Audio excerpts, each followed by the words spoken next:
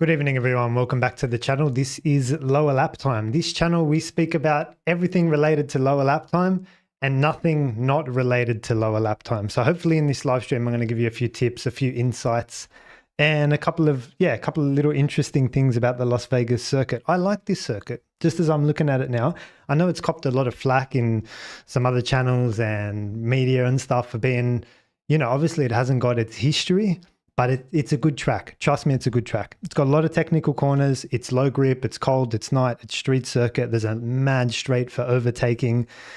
It speaks to my values as a coach, which is like, build your weekend. Don't be dumb. Don't go sticking it in the wall on practice and bring the car back bent and then have to watch your mechanics rebuild it while your teammate is pounding around, getting data, getting information, getting confidence, moving forward. Don't be dumb. The street circuit rule is back this weekend. Hello to everyone in the chat. It's going off, eh? It's a full house in here tonight. I'm not sure what's going on. Maddie38 says, good evening from Sydney. Hopefully Oscar finds his form this weekend. That is a good topic, and one which I'm going to spend a little bit of time on, well, a lot of time on, in the driver mentality section. He did an interview with Tom Clarkson, I want to say his name is. Where's it? Beyond the Grid? I don't know the name of the podcast. Anyway, there's a few little driving insights and a few little driving clues that I want to translate for you guys, interpret for you guys, and make sense of it. And I think I got a pretty good grasp of what he's saying. As for all the other stuff, like, it was an hour and a half. I only grabbed a few sections. Anyway, yeah, like I say, hello everyone. Good to see you. The chat has a lot of a lot of energy, which is good. Like I said, I'm excited for this weekend. I think it's going to be a mad race. So quickly, the agenda overview. Like I said, I'm going to talk a lot about the McLaren drivers. The street circuit rule is back, like I say, which means build yourself a weekend starting from FP1 in a couple of hours. Driving techniques and general car setup around this track. It is, in my opinion, quite technically demanding and challenging. There's a lot of key points. Every corner is really difficult, just as I look at it. So there's a lot of work to do there. And then we're going to have a Q&A at the end as well, as we always do. I like to get through my piece, tell you guys what I think you need to know, give the color for the weekend, and we'll go from there. All right. Max Flashheart, great to see you, Martin. Good to see you here as well. Stemma Dragon says, hello, Martin and chat. KJM0677, we're hyped for Vegas, baby. All right. We always start the weekend with the weather. There's a lot of talk about floods and this and that. Guys, these guys just want clicks. They want views. I don't see it happening. Let's have a look at the weather. I always put this up front because it's the context for our weekend, right? So there has been a lot of rain leading up to this, and I'll just zoom in so you guys can see. So I think everything's happening a day earlier this time around. So I'm totally out of sync. So they're going to run on Thursday, their time. FP1, FP2 in the afternoon, evening. Yeah, there's a bit of rain here for FP2, 2.1 mil. Important to look at the quantities as well, right? So when is it going to happen? How much is it going to happen? And then what impact will that have? Honestly, I don't see it impacting the weekend that much. That rain will feed into Friday morning, and then it'll be dry FP3, dry quali, dry race. Cool for quali, particularly. So you've got max of 13, low of 8. I'm not actually looking at the maximums this time. I'm looking at the minimums because like this is going to be done like later in the evening. So, 8 p.m. quali race sort of thing, local time. So anyway, 13, that's going to be fresh on quali, and then race, it'll be 18 here. It'll probably taper down a little bit. So look, I don't see big stories here. The wet FP2 is probably the biggest story here. In terms of the street circuit rule, build yourself a weekend. This is not a session really where I would be like playing with too much. I wouldn't be interested in wet lines. I wouldn't be interested in setting up the car in the wet. Like, I'm literally not interested in anything other than keeping my car in one piece. If you want to go out a little bit and have a look around, okay, do it, but just be careful. Like, I don't know. I just feel like maybe it dries up towards the back end of FP2 and you've stuck it in the wall in the first 10 minutes. You don't get that extra running that you wanted to get in the crucial FP2 session that's representative for quali. So I got my eyes on this. No mistakes, boys. Franco, Antonelli, Behrman, Bortoletto, the rookies, like, get your head down in this session. Don't muck around. For the rest of it, yeah, build yourself a weekend. We'll talk to it. We'll talk to it when we get over to the street circuit rule. I wanted to talk to you guys about Brazil just for a couple of things. There's a lot of loose ends that I wanted to clean up as well, just as I do my race analysis, and then we move on and I hear other people's thoughts. I watch more podcasts. I get more information, more insight. I'm going to clean up a few loose ends. I'm not sure if you guys saw this. Check this out. This is Max starting the race from the pit lane in Brazil. And to the untrained eye, you'll be looking at this thinking, what's the story? What's the problem here? What's going on? And then to me, I notice a big preset with Max's car. Actually, you could probably see it better if we just look at this image on the right-hand side. The big preset, the big angle that Max has put in here, he could have lined up just straight and perpendicular with the white line that runs across his front tires. But he's chosen to not do that. He's chosen to preset. This is the importance of the preset. This is why I always say, guys, like when you line up on the grid from pole, you want to angle your car across to the inside, because crucially, you can keep the steering wheel straight when you do that. That's the most important thing. That means you're going to find yourself the inside, the defensive position, without putting any additional lock. The additional lock comes with problems, comes with traction, capacity limitations. Wheel spin comes with a decrease in forward direction, a decrease in forward speed as well. I don't want the steering wheel involved. I want the preset, and then you get to do this. Keep the steering wheel straight. So this is why I harp on about it. And I guess another insight that I can tell you guys is it shows me what I've always thought about Max. He's one of the only drivers on the grid conscious of the steering wheel position. The steering wheel is the most important thing, guys. Like I always harp on about it. Occasionally you'll hear Peter say line is not the most important thing. I would debate that ever so slightly. It's not like, in terms of being a quick racing driver, sure, line is not the most important thing. You've got line, you've got inputs, you've got car setup, where there's heaps of things, reading your telemetry, driving in the wet, delivering under pressure. Like there are so many things that go into it, and line is just one of those things. However, if I had to prioritize a list of importance of those things, whether that be, weather technique, lines, inputs, ability to problem solve and set up the car, if I had to prioritize that list, line is coming in each and every single time. The reason being, line is steering wheel and steering wheel is pedals. So that's the order of priority, which you can see Max demonstrating here. Line is steering wheel. And if you can keep the steering wheel straight by taking a certain line, like for example, we're going to look at some straight line braking in this track as well, where you get the steering wheel straight, set your line and just fire in to optimize braking capacity. That's a line. And then that means that you've got the steering wheel straight, which means you've got maximum braking capacity.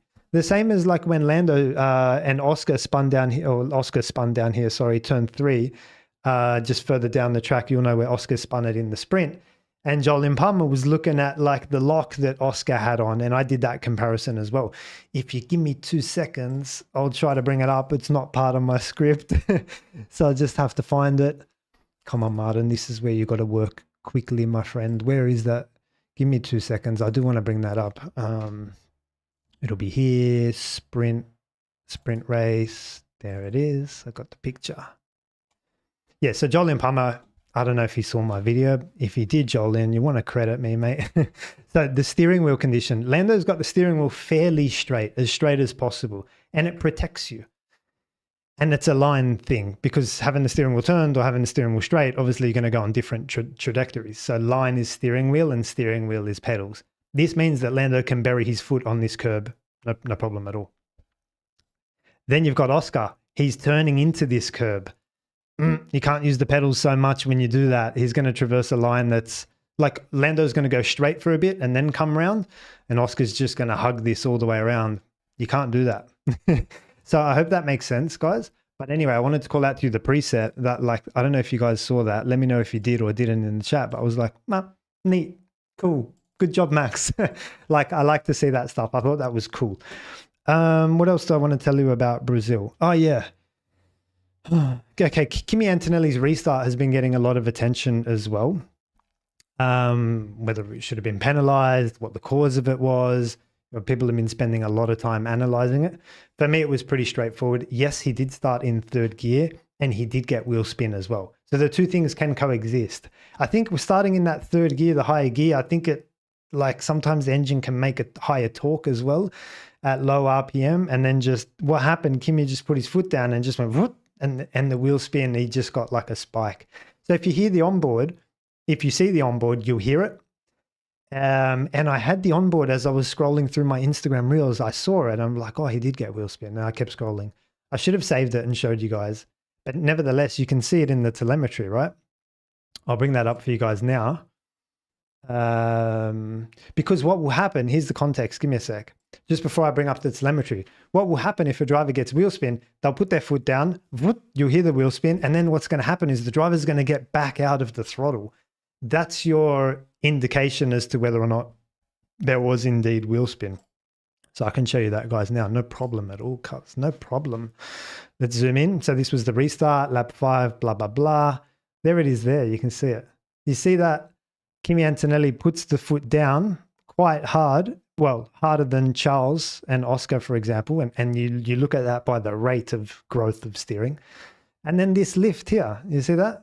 Where Kimi gets back out of the throttle. That tells me as a driver coach, he couldn't keep it flat because he got the wheel spin. So he had to get back out of the throttle. That is highlighted for you here in the throttle trace. So I hope you guys can see that as well. So yeah, they can coexist. He can be in third gear and get wheel spin. That's fine. And I think they spent a lot of time on that topic. For me, that's case closed. When you get the wheel spin, you got to get out of it. Bang, you're under attack down into turn 1. I also wanted to highlight to you guys that Leclerc had a golden opportunity in that restart. The reason being, I showed you guys this in the post-race. You've got order of operations here: Lando, Antonelli, Leclerc. That's the order: Antonelli, Leclerc. So if anyone's going to be attacking Antonelli, it should be Leclerc, right? Because he's the one right behind. The problem with what Leclerc did was he started to position his car around the outside. No, Charles. When is that ever recommended on this channel? Around the outside. Come on, cuz, that's rubbish. And that's why Oscar got the look up the inside. And so what I would have said to Charles is, bro, like inside, if you don't know anything and you don't know how to analyze or read the situation, inside. If you're not sure, inside. If you think that you're attacking, inside. If you're defending, inside. If you want to double check something, inside. Like it should always just be the inside. And the way that this situation then plays out is like this. The three of them spread across the pit straight with Piastri coming up the inside. So that was the favorable situation.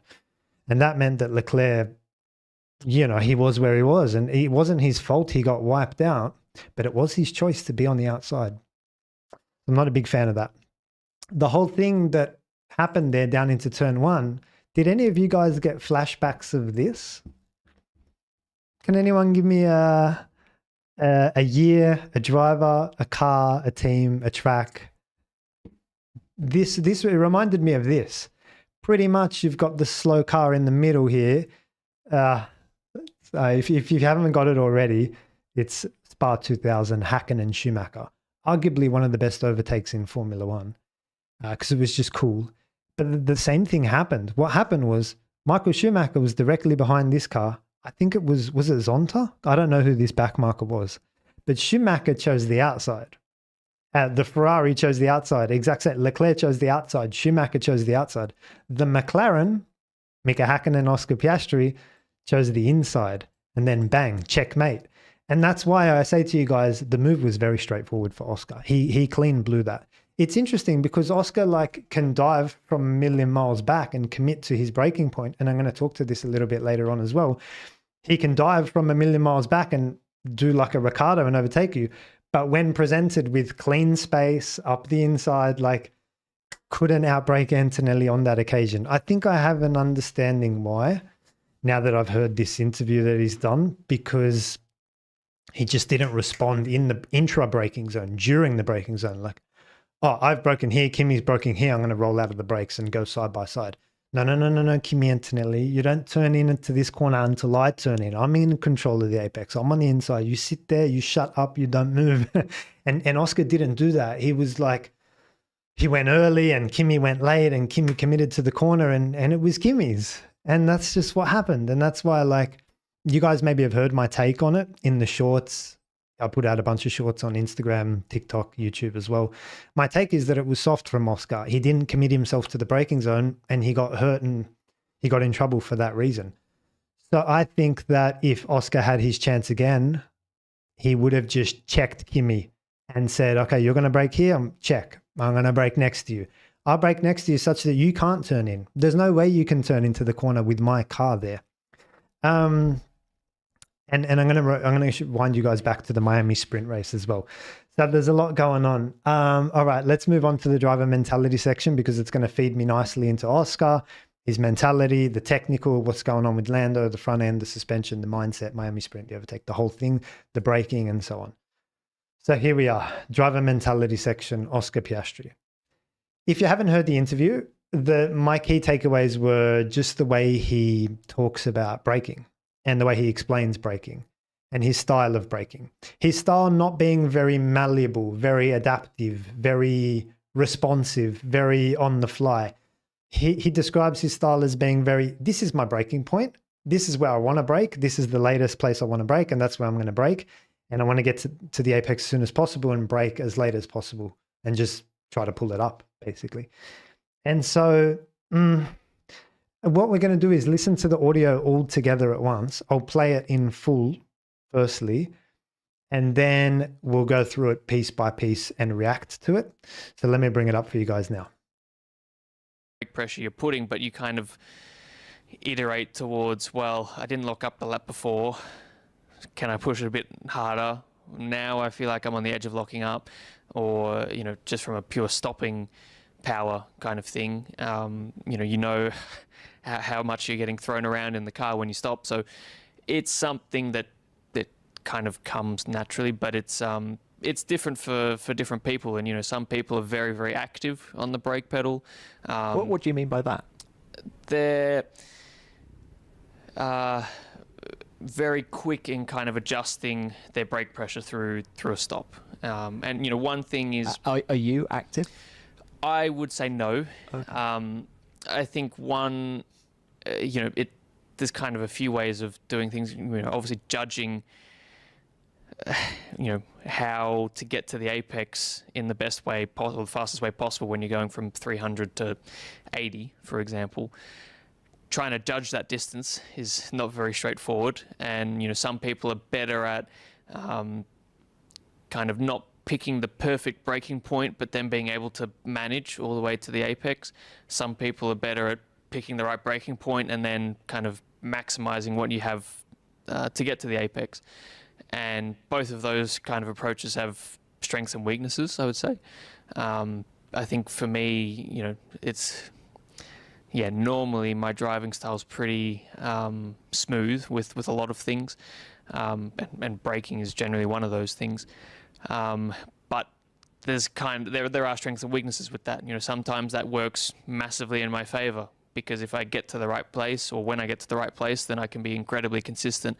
But if you need to change things up a little bit, or things are a bit unpredictable, then, you know, I have to work a bit harder to try and adjust to that, let's say. So, yeah, it's all quite interesting how it works. I mentioned simulators. Are you a king of the simulator? Do you do as much as some of the other drivers? Anything you can learn or gain before you've even hit the track is going to help you when you've only got one practice session.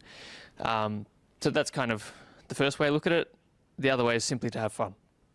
So, you know, when I'm on my simulator at home, I'm incredibly rarely actually trying to learn something new or improve myself. I'm just driving it because I'm competitive and I like to try and beat other people on their couches at home. Do you compete against random people? Yeah.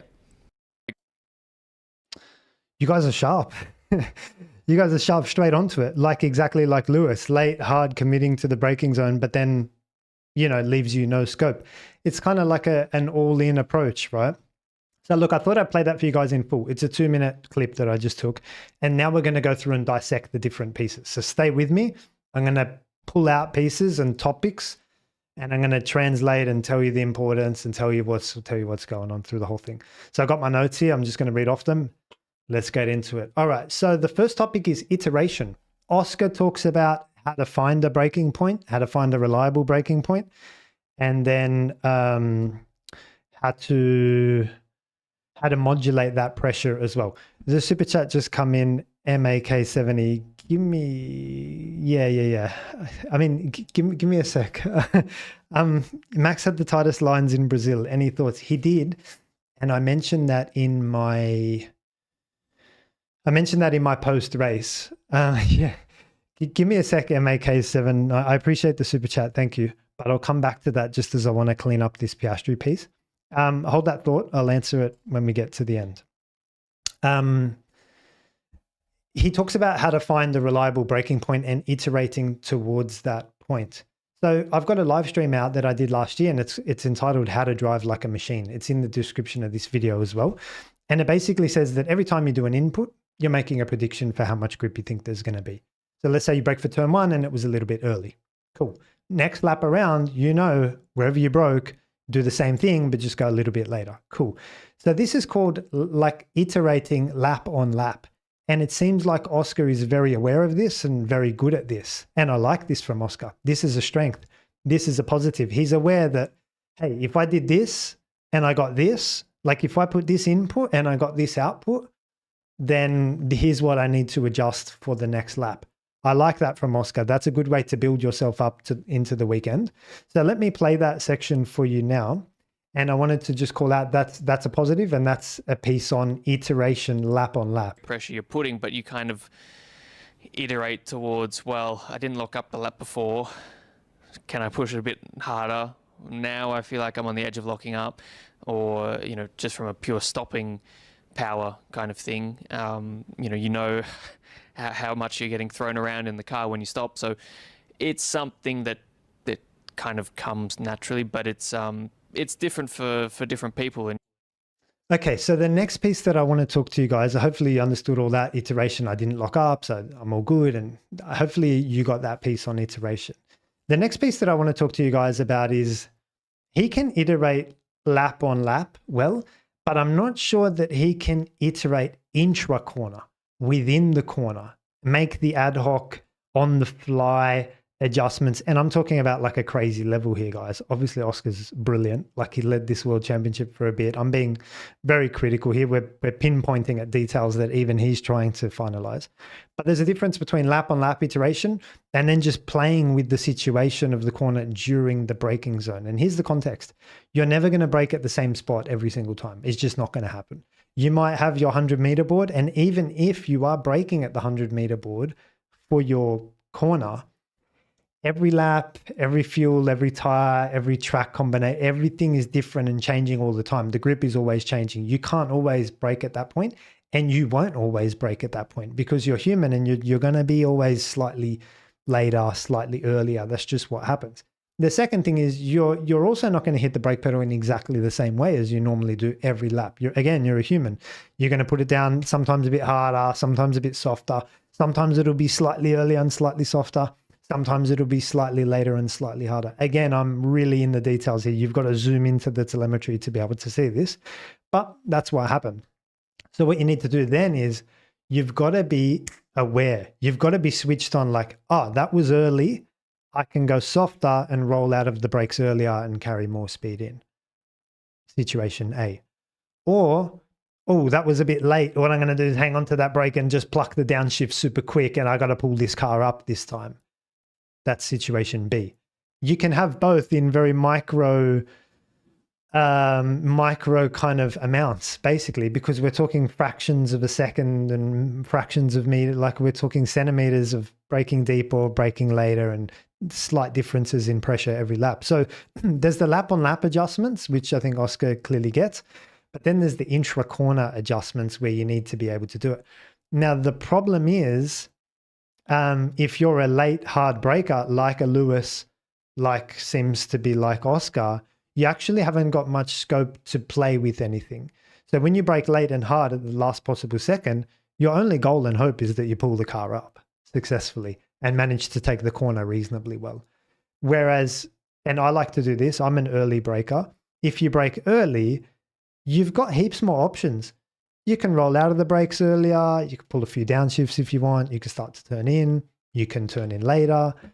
You can trail off the brakes earlier so you can get your braking done earlier and then get on throttle earlier and set up a nice exit. If things are unexpected, like there's more grip, fine, roll out of the brakes. If there's less grip, fine, you broke early anyway. I just feel like it gives you so much more flexibility and options, and you're not committed to the corner. Like you're not, I'm all in here. And so I think that's like what Oscar's alluding to in the next chapter here, which I'm going to play forward, is that he's struggling to be consistent. And like if he knows his breaking point and can hit his breaking point and it's reliable for him and the grip is consistent lap on lap, bang, he can be quick and be consistent. But if wind changes and things are changing and it kind of catches him out because he's all in, he's on the limit, and like it doesn't leave you much scope or options. That's one piece. The other piece is like in a sequence of corners, like Brazil turn 1, 2, 3, or Mexico turn 1, 2, 3, then you want to give a little bit of consideration to those corners as well. And I'm going to talk to that in the next part. So with this particular section, just pay attention to how Oscar talks about the intra braking, like intra corner braking during the corner. You know, some people are very, very active on the brake pedal. What do you mean by that? They're very quick in kind of adjusting their brake pressure through a stop. And, you know, one thing is... Are you active? I would say no. Okay. I think one, you know, That was a very firm no, by the way, from Oscar. He says, I would say no, like I'm not active. It's the first I've heard of this being an active breaker. I don't like new vocabulary, to be honest. You're either an early and soft or you're a late and hard, and we're talking relative terms here. And yeah, so that's Oscar talking about being able to adapt in the braking zone. But here's the next piece that I kind of have a decent problem with, and I think Oscar would benefit from this sort of insight. Is what Oscar says now is I'm interested in how to get to the apex in the best way possible or the fastest way possible, and that's a big no-no. That speaks like to me that sounds like it sounds rush, sounds bad, sounds like putting a brick through a window. It doesn't sound pleasant. You don't want to get to the apex as soon as possible, as quick as possible. That's not your goal. Your goal is overall lap time. Your goal is to reduce the lap time through sets and sequences of corners. That might mean not getting to the apex first, but getting through turns 2 and 3 quicker, for example. And what I would ask Oscar when he says this and says, you know, I got to get to the apex in the best way or fastest way possible, what I would say to Oscar is, at what cost? Like we can get there as quick as possible, but at what cost? What's the implication?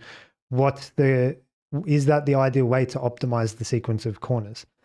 I also really don't like it when drivers say, oh, I sacrifice this corner because I want to set up I sacrifice turn 1 because I want to set up my exit for turn 2. And they feel so proud of themselves. Like, oh, I compromised turn 1 and I prioritize turn 2. And I hate those words like prioritize, sacrifice, compromise. Like they're not in my vocabulary at all.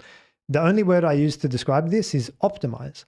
There's a sequence of corners and we want to optimize for both. To that person who sacrifices turn 1 for a good exit in turn 2, I can still get you a good exit in turn 2, but we don't need to make the sacrifice in turn 1. I still want you to be competitive under braking and still find a way to compete for lap time in turn 1, but I also want you to hang on to your exit in turn 2. I'm looking for an elegant solution that achieves both. I'm not looking for a compromise. If you compromise or sacrifice turn 1, well, that counts as your lap time. You can't do that. I don't like that word at all. So have a listen to what Oscar says now. I don't like this mindset or this philosophy from Oscar, which is get to the apex as quick as possible, because at what cost? So let's play that part now. There's kind of a few ways of doing things, you know, obviously judging, you know, how to get to the apex in the best way possible, the fastest way possible when you go. That part there, get to the apex in the best way possible or fastest way possible. It needs to be a mindset shift. Like, how can I get through this sequence of corners as quickly as possible? Going from 300 to 80, for example, trying to judge that distance is not very straightforward. And, you know, Now, the other thing I wanted to show you guys just quickly was the telemetry as well. In sequences like Brazil turn 1, 2, 3, Mexico turn 1, 2, 3, where exactly what Oscar says is playing out and holding true. Let's have a look at it now. I'll bring it up. So this is their qualifying. And I'm just focused on, this is Brazil, by the way, the last race. I'm just focused on 1, 2, 3. Give me a sec, guys, because my chat's just bang. All right, I'll read these in a sec. Give me a sec. Let's have a look. So Brazil turn 1, 2, 3. Who's the later breaker? Piastri or Norris? Piastri in white, Norris in orange. Scroll down to the braking. Bang, very obvious. Piastri in white breaks later than Lando. But the thing is, he also has to hold on to that brake longer as well. So we spoke about you being either late and hard or early and soft. And with Piastri being late and hard, you've got to hold on to that brake. There's nothing you can do. You can't release it because you've broke at the last possible second. So you can't come off and roll into the corner and keep the car's platform nice and flat and stable. You've got to hang on to the brakes. And into a hairpin, for example, and I'm going to talk about the Chinese hairpin, it can be a strength because the exit in a hairpin is not really a thing. But in a sequence like turn 1, 2, 3, then the exit is. So Oscar breaks later.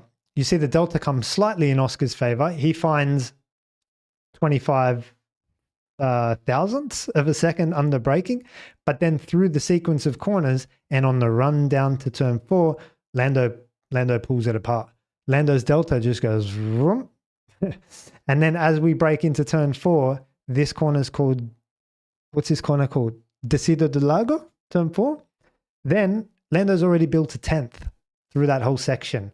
And so it's Oscar's philosophy of getting to the turn 1 apex first that's caning him down into turn 4. Now, the other one I wanted to show you was Mexico as well. Turn 1, 2, 3. Let's bring that up. Same sort of situation as well. Not necessarily same track grip, blah, blah, blah. Like very different, but same in in at least what I'm trying to explain to you guys here as well. So if I zoom in on turn 1, 2, 3, again, Piastri in white, Norris in orange. If I look at who broke later, it's Piastri again who broke later. And you can see in his throttle, he drives clean past Lando's braking point. And what Lando can do is roll off the brakes and carry that speed in. You can see that here. The speed that gets carried in is just him soft, early and soft philosophy. And so Oscar braking later finds a bit of time on the way in, but then again on the run down to turn 4 here, Lando's pulled a decent delta through he's really caned him through 2 and 3. And then on the run down to turn 4, bang, it's Piastri's down 2/10 already. And that's huge. So I'd encourage Oscar to don't just look at turn 1, look at 1, 2, 3 as a sequence, and then try to find an optimal solution. It's a strength for Oscar to be able to brake nice and late there. I like that. That's fine.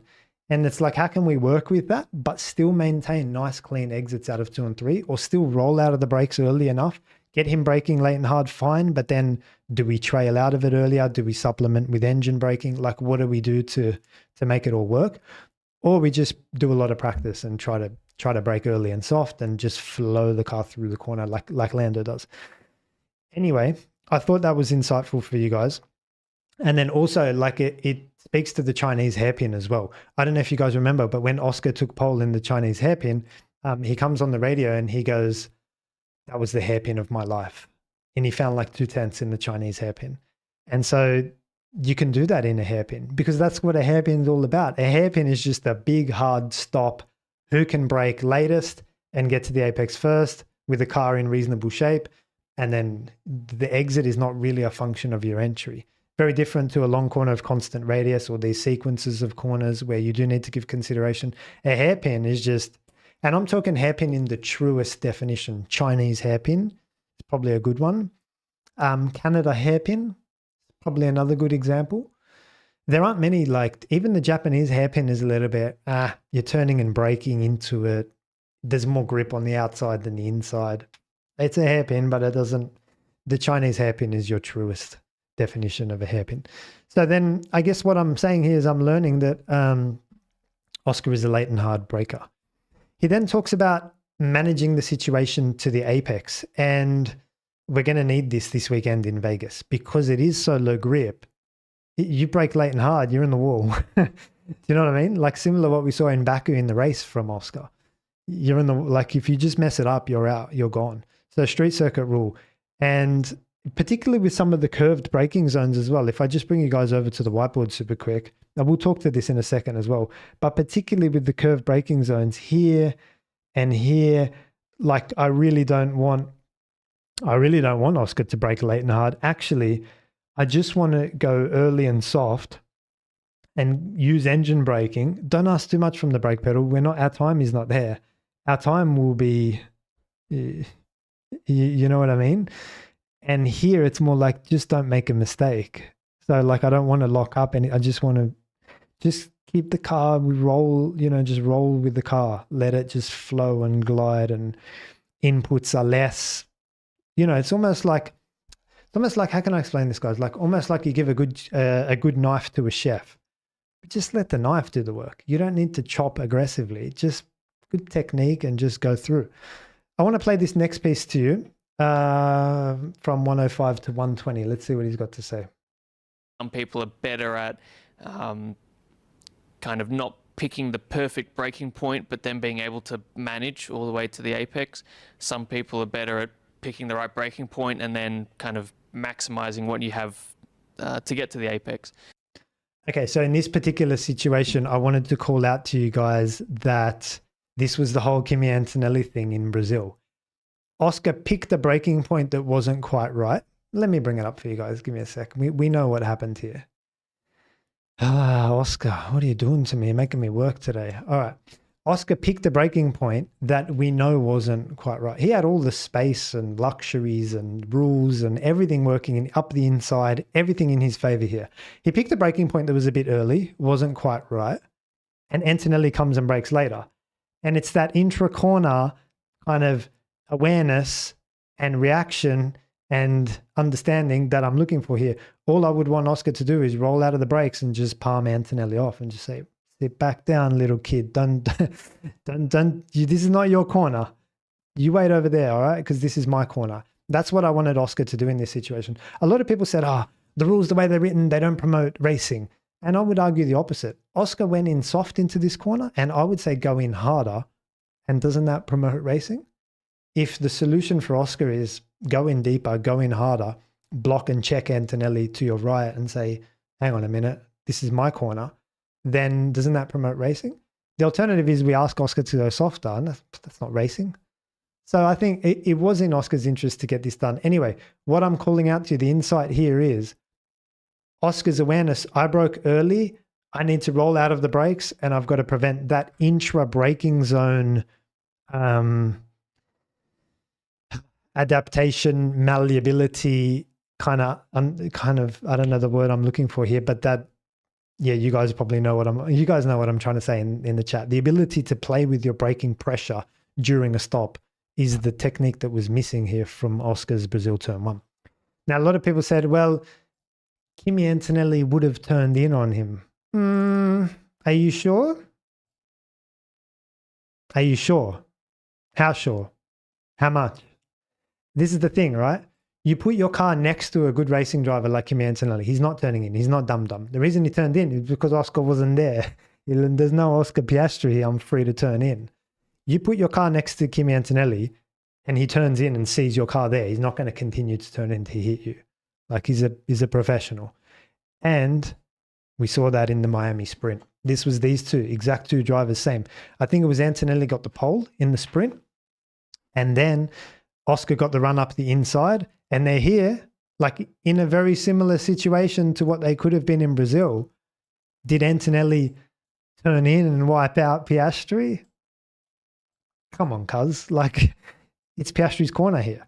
He's saying to Antonelli, oi, back off, champ. This is my corner.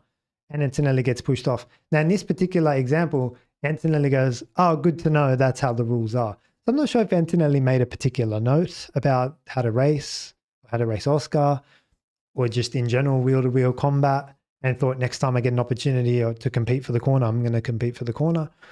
He did. And so to anyone that says, oh, Antonelli would have just turned in if Oscar was there. No, he turned in because Oscar wasn't there. That's all it is. Now, the last piece that I wanted to talk to you guys about was the simulator piece. Again, this is another mark next to Oscar for me, because he says that he rarely uses the simulator for practice. I'm not a big fan of this, guys. Let's have a listen to what he has to say first, and then we'll react to it. Give me a sec. I'll find my marks here. I mentioned simulators. Are you a king of the simulator? Do you do as much as some of the other drivers? Anything you can learn or gain before you've even hit the track is going to help you when you've only got one practice session. So he's talking about sprint weekends here, and he's talking about the McLaren simulator, not his own in-house one. So that's kind of the first way I look at it. The other way is simply to have fun. Now, this is the home one. So, when I'm on my simulator at home, I'm incredibly rarely actually trying to learn something new or improve myself. I'm just driving it because I'm competitive and I like to try and beat other people on their couches at home. That one hurts, guys. That quote hurts. Where is it? I'm incredibly rarely actually trying to learn something new or improve myself. That one hurts, guys.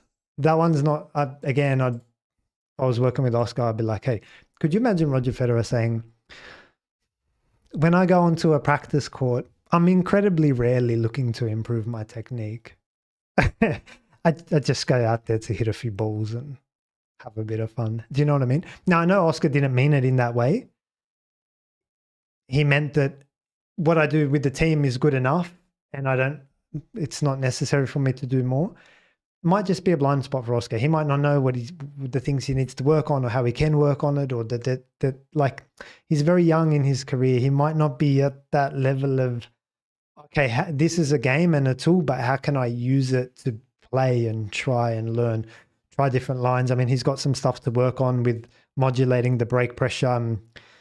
Do a stop into Brazil turn one, do that braking zone 300 times, and then just pull out of the brakes and let the car roll in and just get comfortable. Muscle memory is very important. And because when you're on the sim with the team, often they're like, hey, we've got a new front wing.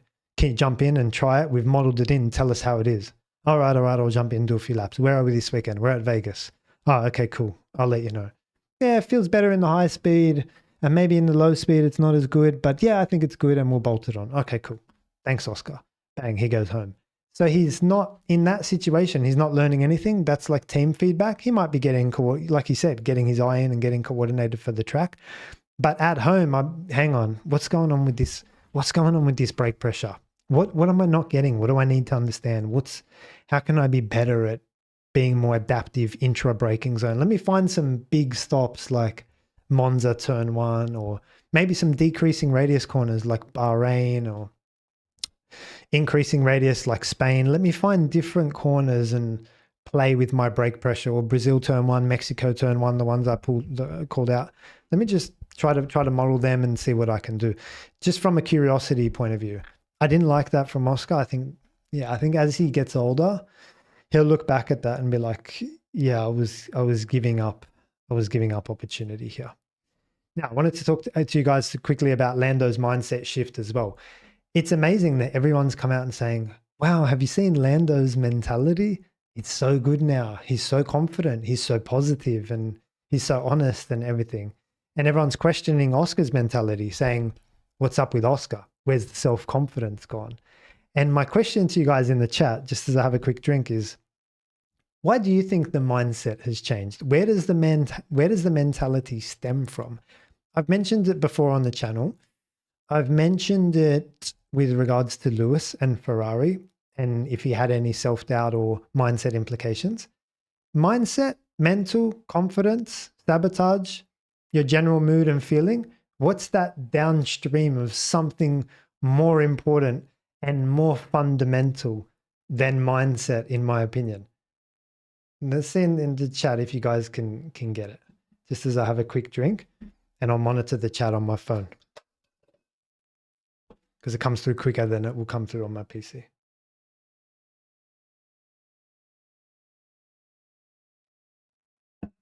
The question is, Lando's mindset apparently is great now, and Oscar's is not so confident. What's changed? Where has that come from? Mindset is downstream of what?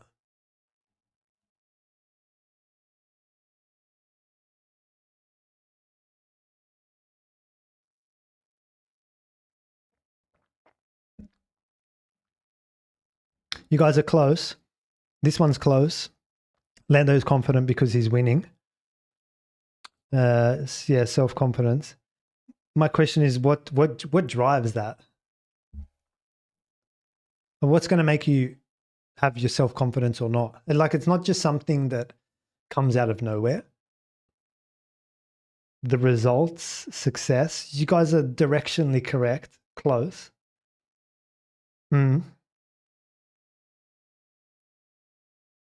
I'll wait for one more. Preparation, close. Oh, you guys let me down. I think you guys might be new-ish to the channel and didn't see my Lewis videos last year. Chris Wood, consistency, practice. Okay, that's fine. Maybe it's my fault. I haven't explained it. I haven't explained it well enough, which is good. That's an opportunity for me to fill it into you guys. I'm a technical and tactical coach. There's 4 areas of driver preparation: technical, tactical, physical, and mental. I've always argued that anything on the mental mindset side is downstream of technical. It's very hard to be upset when you're on pole. How do you get on pole? Good technique, good driving technique. Oscar's struggling now with whatever it is, technical. We just heard the whole thing about the braking, adjusting the brake pressure, blah, blah, blah. Lando's had the issue with the front end, the suspension. He's resolved for that. He feels much more comfortable with the car. It's easy to jump out of bed and feel good about yourself when you've got lap time. Like, do you know what I mean? So I've always argued that mindset is downstream of technical. If you can just work on your technique, like if Oscar just, let's say he had an issue here. Let's say he had a really big issue with the braking. I'm exaggerating. It's a small issue, but let's say it was a huge issue. Of course, he's going to feel like, oh, I don't know what I'm doing, whatever. But if he can resolve for that and be like, no, I get it and I'm sorted and I'm ready to go. The mindset and confidence is downstream of the technical. You've got to resolve for the technical, the technique, and then you wake up every morning and you're like, you're on top of the world, right? I've never seen anyone win a race, get out and not be confident. So let me share with you some philosophies. This one's a good one. Have a listen to this. This is when I said it. A technical deficiency is going to lead to mental and mindset implications. And mental and mindset implications are going to lead to more technical deficiencies. It's similar in a way to how the tires work. If you slide the tire, you're going to overheat it. And if you overheat the tire, you're going to slide it. Exact same thing with sporting endeavors, sports professionals, and people competing at the highest level. A technical issue is where everything stems from. Once you've messed something up technically, then you've got the mental and mindset implications, and that is going to degrade your performance technically further. So the key, therefore, is to resolve for all of the technical issues. Everything is downstream of a technical issue. I've never seen a driver or sports person win a race and then have mental doubts or self-confidence or self-belief doubts on the back of that. It doesn't happen. The more you win, the more you win, the more you think you can win, the more you win. That's how it works. So we need to resolve for the technical issues because, like I say, everything is downstream of that. And I'm gonna highlight this stream to you, and then we're gonna work backwards and try to resolve for the technical issues because that's the root cause of everything. A technical deficiency is. Sorry, I had to turn the mic back on. Does that make sense, guys? Like, I feel like that's it. The mental is downstream of the technical. So then we got to say what's been happening technically, and that's where I'm going to get into it now. So Lando with the front end change. I pointed this out in Brazil. Have a look at this. This is Lando on the left of your screen, the picture, and this is Oscar on the right of your screen. This is Q2, and this is Q3. I want to say. So yeah, Q2, Q3 comparisons. Lando and Oscar. It's got to jog my memory. I put this out in the Brazil after Brazil quali, I think. The one thing I want to highlight to you, just with Lando, he's very consistent with his steering angle. Every time it's at this point, I've just put a red line down like where the steering angle is. He's very consistent with it. And he's also leaving consistent width to the edge of the track here and here as well. Lando's on consistent lines and therefore he's consistent with the steering wheel. What did I say to you guys at the start of the live stream? Line is steering wheel and steering wheel is pedals. That's how it works. So with Oscar, little bit different, guys. So have a look at this. Between Q2, Q3, There's a little bit of a different line that happens with Oscar here. One of them more short corner, slightly later, deeper, wider, with more mid-corner rotation, and then opens the wheel on the exit. That's here at the bottom in Q3. I don't know if he meant to do that or not, or it was a genuine mistake. The next one, Q2, looks to be a little bit more conservative. He's a bit tighter. He's a bit closer to the apex. He's using less steering. That's situation B. Even with that line, if you compare across cars to Lando's still got less steering in the car. You see this line here versus that line there. Oscar's even got a fraction more in that situation, but then the consistency across here as well. So why am I showing you this? Lando's much more comfortable with the front end of the McLaren. He's consistent and he's quick. It's pretty easy to be confident when you're driving like this, right? You don't drive like this because you're confident. You're confident, I messed that up. Yeah, you don't drive like this because you're confident. You drive like this because you're technically good. You've worked something out and then you become confident off the back of that. And so with Oscar, it doesn't look like he's in tune with the front end of the car, does it? This is Q2, Q3 runs. Difference in line, difference in steering wheel as well. And this is why line is king. This is why line is key. Because when the steering wheels turn like that, you're limited to what you can do with the pedals in accordance with my capacity circle. So that's your exhibit A, which shows me that Lando's on top of the situation technically. What else did I want to show you guys? Oh, have a look at this. This is a quote from Oscar that I found on Instagram. I really don't understand what has changed. And this is interesting because this is going to promote the whole conspiracy thing. I kind of read this and I'm like, don't say that, Oscar. Everyone's going to think that McLaren are cheating you or something. Anyway, he goes on. I really don't understand what's changed. The car just won't get into a rhythm and I can't figure out why. Key reasons here, guys. He can't figure out what's happening on the technical side, not on the self-confidence. Forget the self-confidence for a second. We just focused on the technical side, lower lap time. I can't figure out why. We're doing everything the same. We're using the same driving style.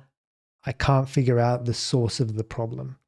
It feels like there's something in the car's behavior that we just can't see. This is technical confusion, right? He could use a bit of help, Oscar, at this point. I guess the engineers and the team don't have a solution for him.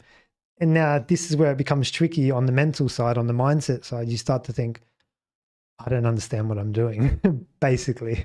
And it's tricky to commit to your braking zones and fight and compete for corners and go out in Q3 and deliver laps when you know in the back of your mind that you've got gaps in your knowledge and gaps in your repertoire and gaps in your understanding and gaps in your technique. It's tricky to come out and deliver, where Lando goes out and he's like, I feel great.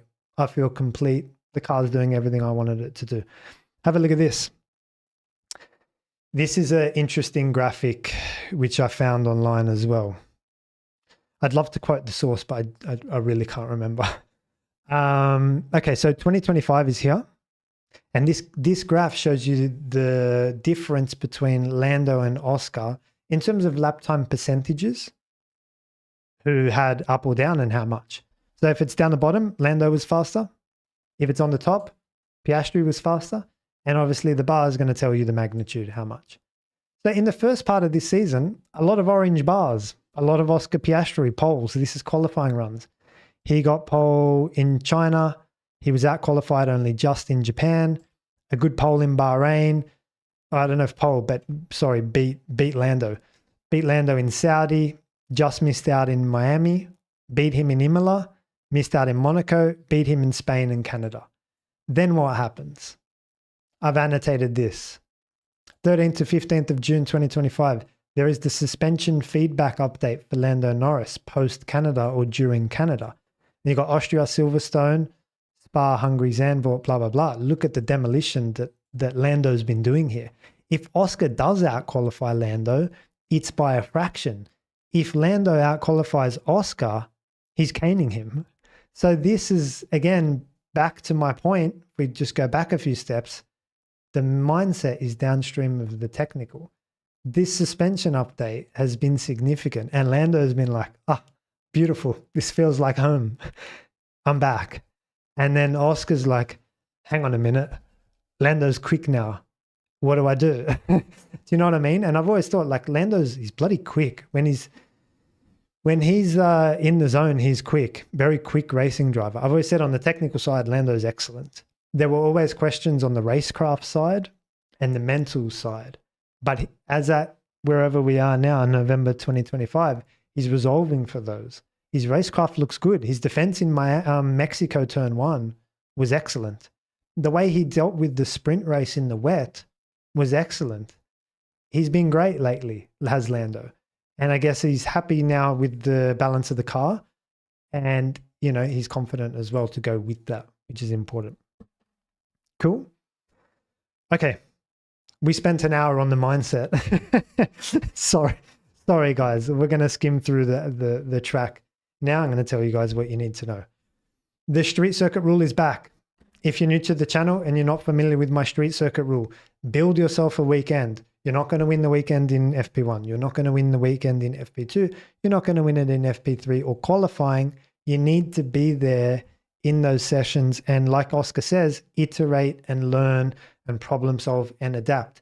This whole philosophy means that you don't go chasing the track per se. You let the track come to you. So you don't have to go chasing lap time. The track will just come to you over the weekend as it cleans up, as it rubbers in, as you get more comfortable. You set up the car a bit better, the muscles warm up, blah, blah, blah. The track will come to you. You don't need to go chasing the track. So my street circuit rule applies in Monaco. That's where it came from. That's my favorite track. That's painted on the back of my helmet. Mad picture of Monaco. I showed it to you guys in the Monaco live stream, I think. You can go check it out. Street circuit rule is definitely applicable in Monaco. Who put the front wing in the wall in Monaco? Who put their front wing in the wall at turn 1 in Monaco and therefore got out qualified by their teammate? Unfortunately, it was the young Aussie. He didn't build himself a weekend in Monaco. He's going to need to iterate and resolve for that as well. Where else do I have my street circuit rule? Vegas and Baku as well. Sometimes I bring the street circuit rule in Melbourne or Canada because they're also confidence circuits. But it's mainly, the street circuit rules mainly got to do with confidence and building yourself a weekend. If I can just quickly explain to you how it works. And again, we won't spend too much time on this because you guys are, here it is. Hopefully you guys are familiar with it. It basically says, this is my diagram. Yeah, Monaco, Baku, Vegas, the street circuit rule. You got confidence on one axis and you've got, as the weekend plays out, time on this axis. And what you want to do is build yourself a weekend. Just build that confidence over the weekend. Build it in FP1, build it up in FP2, keep building in FP3 and reach this situation here where you've got peak confidence in qualifying. That's what you're looking for. That's your weekend. What happens when you make a mistake, like let's say you bin it in the wall in the wet FP2. Oh, confident FP1, FP2, you bin it in the wall, your confidence takes a drop. And then even if you have a good FP3 and quali, it's very hard to bridge this confidence gap. We're all human, right? You stick the car in the wall, you feel a little bit dum-dum. Yeah, lock the front. Damn, why? Pushing too hard. Lock the brake, whatever, turn, braking, whatever, cold tires. It doesn't matter the reason. This is what you're going to do. You're going to overthink it. You're going to be like, oh, all these things. What does that mean? How long is left in the session? Half an hour. What's Lando doing? He's going around getting data, getting confidence, getting information. It's like it's the worst feeling in the world because then you've got to walk back to the pit.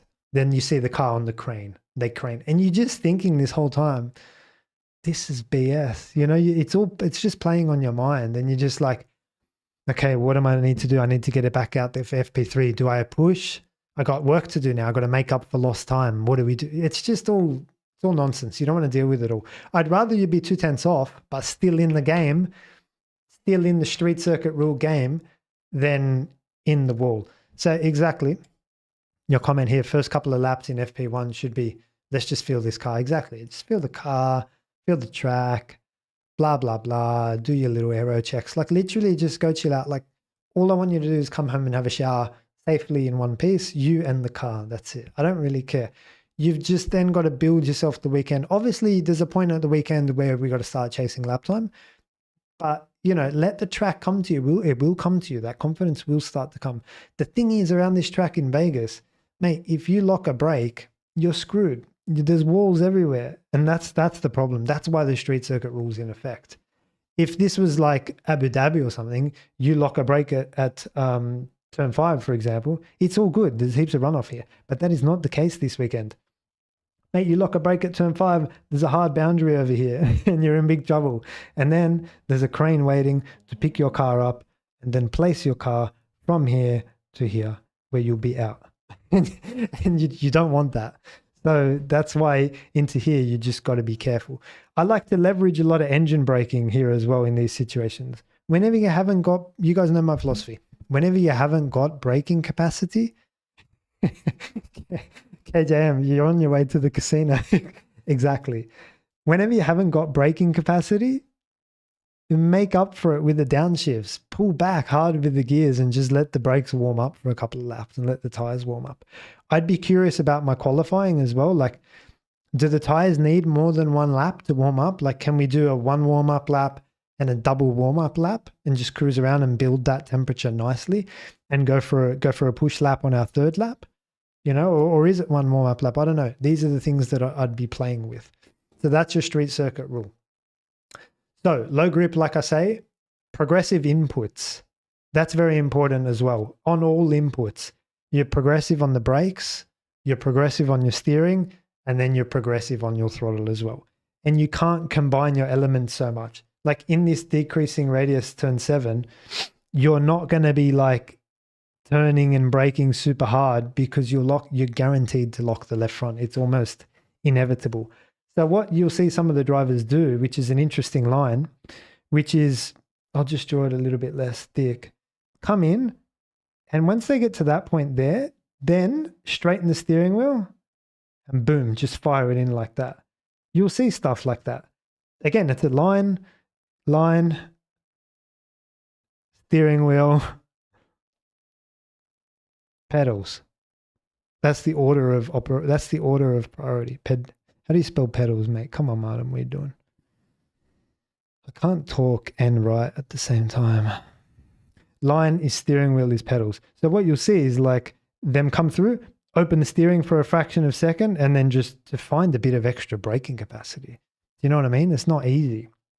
Decreasing radius with no grip. So yeah, brake softly, engine braking. But the key word here this whole weekend is progressive inputs. Did I spell that right? Bang. Progressive. And the reason being because it's slippery, it's night, it's cold, and downforce is not significant, which is crucial as well. This is the whole reason that Antonelli got the wheel spin in 3rd gear on the restart. The reason was he was doing, and I'm exaggerating here, 80 kilometers. There's no downforce. The rear wing's doing sweet FA. And so when he went to put the throttle down, got the wheel spin, right? Had to get back out of the throttle and then go again. And his throttle trace looks something like that. When downforce is not with you, the wings don't do much as they should. And therefore, you've got to be progressive with your inputs. This is very different to key drivers' favorite tracks like Spa, for example, whose favorite tracks are Max and Piastri. Max's favorite track is Spa. Oscar's favorite track is Spa. Very different track. Like you can just send it. The rear wing is your best friend. Like it's working so hard. Downforce is with you in these tracks, but not this one, not here this weekend. You've got to be very progressive with your inputs, guys. So gentle braking, leverage engine braking, separate your elements, do your braking, then do your turning, and then do your... Don't ask the car to speak multiple languages at once because it's going to say, get lost. And in this corner here, this increasing radius corner, that's exactly what you need it to do. You're asking the car, hey, turn and go. And it's hard. Traction is a big problem through here. And so you're going to see a lot of wobbles through there. And then similarly in the long corner turn 3, again, you're asking the car, turn plus go. And so you're asking for combined traction. And that's where I think you're going to have to try to separate your elements as much as possible, which means like drive up here, lift, turn, and then, you know what I mean? Floor it on the exit. So you do your turning here, when you're not asking the car for throttle. There's another technique. Different to this corner, because in this corner, you're asking for braking, just braking. And so maybe you can go after it a little bit harder.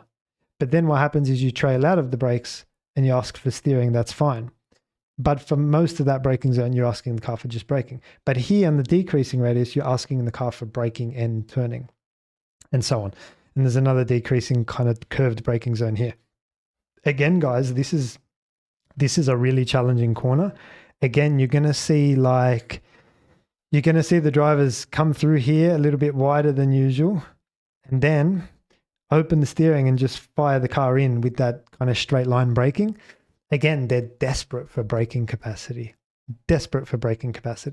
And so that's the reason you'll see that line taken as opposed to, the curved, I've drawn that really bad, but like a curved entry, which can be dangerous because you can lock up a left front, bang, you're in the wall, you're on your way to the casino. You don't want that. So that's why you'll see them just open the steering and diagonal that braking zone. There is a big bump over here as well, which is very important.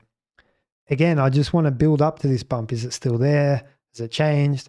Can the cars deal with it? I just want to go over it at like 80 kilometers to start with and then find out where it is. Oh, it's there. And then can I go around it and build up? The last thing you want to do is come out on your hard compounds because the engineers want you to do some long runs with a full tank of fuel. You hit that bump, bang, you're in the wall where Lando was here in 2023, and then here, and then casino thereafter. So I'm going to show you guys that bump as well. It's a little bit like Baku in a sense as well. You can't combine your inputs. Baku's like this as well. Also, it's hard to find your braking references in these street tracks. Like you haven't got nice permanent breaker boards. It's night and there's lights and there's a lot going on. It's hard to find your braking point as well. So this is where what Oscar spoke about being active on the brake pedal, is very important. Let me show you guys, what do I want to show you guys? Okay. So a couple of things. So if I had to prioritize with what's the most important thing here in this track that I'm looking for me, number one, the most important thing is braking confidence, braking grip, and confidence. That's my number one. If I can get that, I'm half a chance of doing decent around here. Second to that, I want traction. The reason I want traction is the ones I spoke about in turn 1, 2, 3, and maybe 7, 8. Here as well was a bit of a traction situation. But this is I'm focused here. I want braking grip and confidence. We need to get the car to, I can't be locking up brakes here. Second is traction. And thirdly, a little bit of compliance on the curbs as well, like good ride quality. That's important as well. There's two situations where that's going to be important. Here and here. I think for the rest of it, you're okay. So you're into the 7, 8 chicane. The car's just got to ride the curbs nicely through 7 and 8. And then as well, in this last part, there is a bit of a chicane Mickey Mouse happening here as well. This is a really interesting sequence of corners, guys, because there is an apex curb here. If I can just get a decent sized pen. There's an apex curb here. And then there's another one here where they brush up against the wall. And then there's nothing here, actually. This is where Colapinto hit the wall. But it's a kind of a chicane. You want to eat the first part, and then you want to put steering in to unload the inside front and take your curbs here. So you want some good compliance at 13. At 14. Let me show you guys a couple of images to support my case here. So this is George. If I go back to the whiteboard, show you guys where we are. Yeah, this is my first image I'm going to show you, 11 and 12. I'll bring the questions down for a sec. So this is George doing the whole straight line braking thing. And it looks crazy, right? It looks like he's going to head for the wall here. No? So it's weird. It's like you come through that flat out 11 and then open the wheel because you want braking capacity. And that's exactly what George is doing here. So bravo, George. Very smart, very knowledgeable. I like this. So I thought I'd call this out. It looks weird. Looks like he's going for the wall, but at this critical moment, he's after braking capacity. See if I got another shot. Oh yeah, these are the curbs down at turn 14. It's very important that you give nice armfuls of steering lock. Like you can't give too much. Like I'd go for it. Give it a decent turn in at the right time and right moment, of course, because your goal is to unload this tire. Get this thing like slightly compliant, slightly off the ground so that it can make comfortable contact with this curb and I can shortcut it as much as possible. If the cars could do it, I'd have George another car width to the left because my cone is my only limitation here. I got plenty of space with the white line. I'm all good. It's just that running the plank and whatever might bottom under this curb, but I'd try it. I'd try it and I'd try it slowly to start with and I'd build up to it and see what happens. But this could be something where you're like, hang on, the drivers aren't using it all weekend. And then come the race, they're climbing all over this curb and you're thinking like, what were they doing all weekend? Do you know what I mean? So keep an eye out for that. And then if I go next shot as well, this is a corner later. This is the right-hander, the same sort of thing. In this case, I don't want you to be a car width to the right because there's a wall here. Your wall is your apex. Your limitation is this here. So this curb's a little bit deceiving. This curb looks like the corner goes, I don't know. This curb looks like the wall's not the priority. The wall is your apex. Forget the curb. That curb's deceiving. So this, you right front just want to brush up against there and then go. So you'd probably only take this curb through this part. Does that make sense? Like the second half of the curb so that you can just go and brush there. Does that make sense? Cool. What else do I need to tell you guys about? Oh, the bump. Let's have a look at the bump. So your bump of importance, whiteboard, is here. A big bump through here. Turn 11.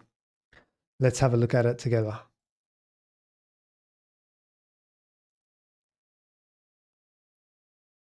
So this was Lando in 2023. And a couple of call outs, a couple of insights for you guys here. Have a look at the car in front. You see the sparks coming off the car in front? That means he's bottoming. That means his car's touching the ground and you see the sparks. That was the early warnings for Lando. A lot of sparks. See that big spark coming out of that car now. A big one. And Lando's in the dirty air. He's on a full tank of fuel. He's on the mediums.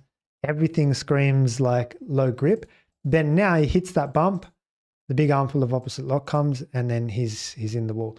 This is interesting for me because I spoke about this. I used this example when I was analyzing Ayrton Senna's crash. And I hate to bring it up. Rest in peace, Ayrton, the legend and so on. And no one knows what happened. But when I see a car bottom out, because bottom out is referenced a lot in Senna's crash. Oh, the car bottomed out. He went in the wall. When I see a car bottom out, this is what I expect. The rear overtake the front. This is a car that bottomed out. Like there's no question about it. Like the sparks from the car in front, the oversteer nature, the loss of control, the whole thing. Like we know these cars are, big and heavy and on the floor and this is what happened. When I see Ayrton's crash, I'm like, I'm not all in, of course. I can't be. I don't have any information other than my own understanding. But I'm like, did it bottom out? I see something in the front, like the front either lifted and went in the air and air got underneath, front wheels lost contact with the ground, or front steering broke. Obviously, that's another hypothesis. But whenever I see it here, a car bottomed out, this is what I expect. And so this is your bump at turn 11. So why am I showing you this? Yeah, it's something you want to be careful of, obviously. Definitely in FP1. Anytime you're on a full tank of fuel, a hard compound tire, following another car, or it's FP1. In any of those four cases, just be careful here and just suss it out. So that's your bump at turn 11 that you need to be careful of. I wanted to show you guys why engine braking is so important.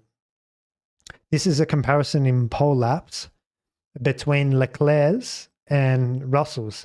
Yes, they're different years, but I want to show you guys the decreasing radius, this one here. Who could brake later and why? So you got Leclerc in red, his pole lap from 2023, and Russell in aqua, his pole lap from 2024, and we're comparing the driver inputs here. Whose lap was quicker? George Russell's lap was quicker by 4/10 because he's in a year later reg set, so the cars are better. However, who was quicker in the decreasing radius corner and why? Turn 7. It was Chocolate Eclair. Why? Have a look at the revs here. So as Leclerc's coming into this situation, before braking, before anything, Leclerc's revs are 12,265 and George's are 11,000.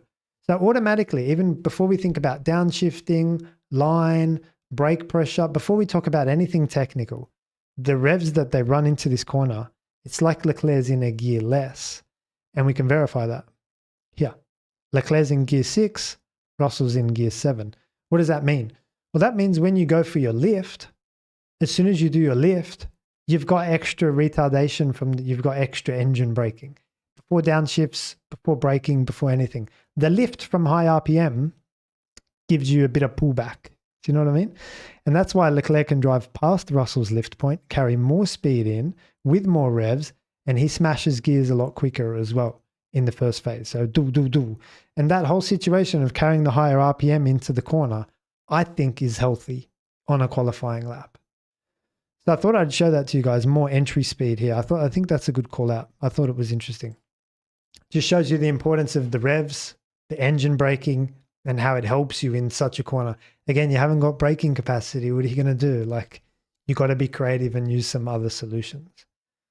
In terms of technical corners, which we haven't spoken about, which I'll just quickly go over and call them out to you. Let me just clean the whiteboard. Technical corners. If you haven't been following the channel or you're new here, there are 7 technical corners.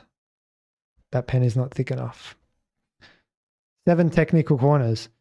Chicanes, hairpins, S's, double apex, and your 3 long corners. Here's 2 of them. This one's a technical corner. It's a long corner. And it's increasing radius. Traction is important. That's your first technical corner, straight into it. Here's another one. Another long corner. Constant radius. Constant. And front grip is going to be important in constant radius long corners. Think about Hungary final corner or last 2 corners. Down the pitch straight. Goes like that. So you want front grip in long corners of constant radius. That's your second technical corner.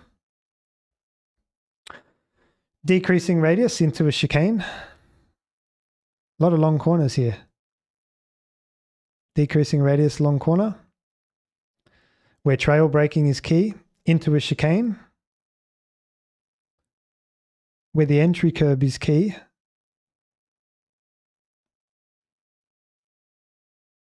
That's nothing. This you could argue it's a chicane. Where compliance is key. How many is that?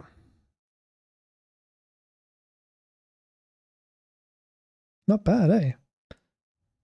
5 technical corners, cuz. What are you talking about? That's not bad, eh? Thank you. 5 technical corners, and everyone says this is a boring racetrack. No. This is a good racetrack. This is the reason why Suzuka is so good. Everyone's like, oh yeah, Suzuka, mad track. Hang on. S's, decreasing radius, hairpins and chicanes. Of course it's going to be a good track. You could put together any configuration with S's, decreasing radius, double apex, chicanes and hairpins, and you're going to get a good track. Though I think the more technical corners you put in tracks, the better. I've always thought about, like, if I was to design a track, how would I design it? I haven't got an answer, but I like to see technical corners. I'd rather that than just see very straightforward stuff. It gives you a little bit, like, particularly the mix that we've got here, increasing radius, decreasing radius, constant radius and chicanes. Like, it's a good spread. And it's going to test the car in different areas. I still want braking stability though, and braking capacity for my own confidence. Okay, let's very quickly look at the strategy. And where are we? Yeah, or predictions. Okay, just quickly with predictions. I think Mercedes will go well because they like the cold, and because I think this track shines more of a light on the mechanical setup as opposed to the aero, which can take over in tracks like Spa, for example. I don't see Mercedes having the best aero platform in the high speed, But I think in the low speed, when downforce kind of just settles down a little bit and it's a little bit more mechanical, and with the cold temperatures, Mercedes go well. Canada was a good example of that. You're going through chicanes with no wing, and same maybe Singapore to some extent as well. Yeah, it wasn't Belgium. I think Canada was probably the best example of that. I was surprised they didn't do well in Mexico because I thought same thing. There's no air up there. The downforce can take a back seat. And I thought Mercedes would do well in Mexico. They didn't. I don't know why. Let's have a look what's going on. I'll move this question down. Las Vegas is overhated. It's a great track. Yeah, I agree, Ben. Yeah. Okay, the compounds. For the third consecutive year, we've got C3, C4, C5.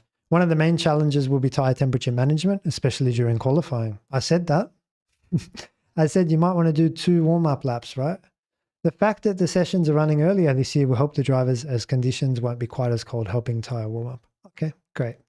However, the preparation lap prior to the flying lap will still be crucial to get the tyres up to the right temperature window. Good minds think alike, Pirelli, I agree. Furthermore, this year's tyres have improved the mechanical properties, which should see a reduction in degradation. Well, I don't want that, Pirelli. Like, give me tyres that explode, do you know what I mean? I don't want to see a tyre that can do the whole race. We're going to see 1 stops and no overtaking then. The reduction in degradation I don't like, which was particularly noticeable. All right, cool. The decision to not go for a softer trio was down to the risk of graining. We can't have graining? What's wrong with graining? Prevalent since the first edition of this race, which could excessively compromise the efficiency of the soft compound. I don't like that last sentence from Pirelli. Give me the graining and we'll deal with it. Graining's not like a safety hazard. Different to blistering. Different to the sidewall exploding in Qatar. Graining's graining. It's just sliding. It's not a drama. Nothing to be scared of. This is interesting, but the minimum starting pressures are huge, massive. I think this is way higher than what the teams would want to run. 28 on the front and 26 on the rear, they're very high. I don't know because this is not my area of specialty, but I think that teams would want to run this lower somewhere. I don't know, 18, 20? I have no idea. Obviously, you got a long straight, so you want pressure to get straight line speed, and it's low grip, so you want pressure for temperature as well. But there'll be a point at which having a squish is going to help you with mechanical. I don't know, again, I'm talking out loud. This is not my area of expertise. I would think that they want to run these lower than that. That's very high. I don't know why they have to run it so high. This is a conservative approach from Pirelli. Not a big fan of it. Anyway, we'll move on. Turn 1, lap 1 and restarts because we're getting through the live stream quite well at the moment. Turn 1, lap 1. You guys know now we're looking for space and grip. I feel like that's going to be on the outside. Again, I'm not all in on that, but I just think like you're going to get perhaps a bit of bottling, bit of stagnant flow around this part. And I just think there might be opportunities to do that. And then, hey, look, got the inside into turn 3. That's handy as well. So I think potentially, and again, I'm not all in on that, but we'll see how it plays out. I think your space and grip will be on the outside. It's going to be tough to judge. You might want to play a short corner and that can be your philosophy. The short corner being, hey, I'm going to just go in and out and V the corner off. In and out. There's my short corner. And do something like that, which means you can brake nice and late. You can get on throttle nice and early. And you can compete under braking and under throttle. I like that. I like that. That sounds good to me. I'm not a big fan of having a preset or predetermined philosophy. Sorry, how do I explain this? I'm not a big fan of having this is what I'm going to do at the start and I'm going to stick to this and I'm only going to do this. I don't like that. I think we should be, hey, let's just see how this, we'll have our plan, but we also just got to see how the start goes as well. I'm a big fan of, do your prep, but also keep an open mind and don't be dumb, like analyze the situation that's in front of you. So, but if yet and still, I think this is the way to go. I think there will be space and grip on the outside. In terms of safety car restarts, I was having to think about this today. And what I thought was, there's two big curbs here, one big one here and one big one here. And the problem that I see is if you choose to go through 14, you've got to deal with these. You've got cold tires and you're trying to go. You're feeling the pressure for the restart. You're like, I got to go. And you got to deal with these curbs. You got to deal with that one and that one. I'm not a big fan of that. I'm a fan of going out of 14. I like the philosophy like, hey, let's go out of 14. I like that. But I'm not a fan of dealing with these curbs. I don't want to have anything to do with these curbs on my restart. If they could not be there and not be in my way, I'd be happy. So therefore, what I want to do probably is get through them and not do my restart here and not do my restart here. But as soon as I'm clear, I'll do my restart from here. These curbs could be a problem on your safety car restart if you choose to go before then. Like if you choose to go here, yeah, you got to deal with them and they're ugly. I brought them up before, I'll bring them up again. I don't want to deal with them until my car up to temperature. Thank you very much. So they're quite tricky. I'll show you quickly now. There's this one. Like imagine starting a safety car restart with the cold tires and this much lock. No, thank you. You're going to end up in the P0 sign over here. And or worse, even best case, you're going to get maybe a slippery run through here. I don't like it. The second one is here. I'm not going to start a race just before this. Like again, I got steering lock on. Line is steering lock is pedals. Like I'm not going to be able to do much from here. What I want to do is go through here and then boom, I'm out after that. You do have a nice advantage where the safety car restart, sorry, the start finish line is here, which is good, which means no one can overtake you. Like even if they get a good run on you, the timing will have to, they can't overtake you here. They can only overtake you after that. So that's handy. That's much better than having the start finish line here, which means you could be under attack the whole way down. So our start finish line's towards the end of the straight, which is good. And it can only be done under braking, which means even if you do get a bad restart, you can pull to the inside and defend. You should be all good. This looks to me like a fairly straightforward track to do a restart if you know what to do, which is go after this curb and defend into turn one. Probably the two boxes I'm looking to be ticked from our race leader. Awesome. We got through everything. Okay, 2-minute break and I'll take your questions. Put them in the chat right now. First in, first served. Oh, we got the super chat, which we'll get to first as well. But let's take a break. We'll come back and answer your questions.